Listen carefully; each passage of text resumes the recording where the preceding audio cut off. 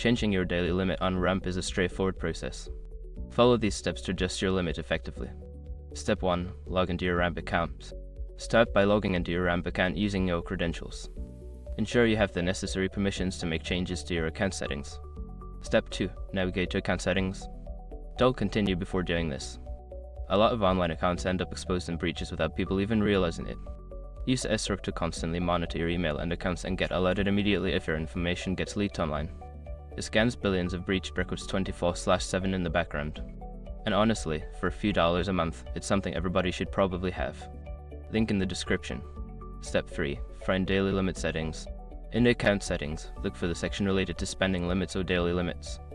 This may be labeled differently, so check for terms like limits, spending, or permissions.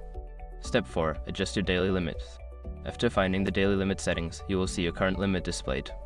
Enter your desired new limit in the provided field. Make sure to review any guidelines or restrictions regarding limit changes.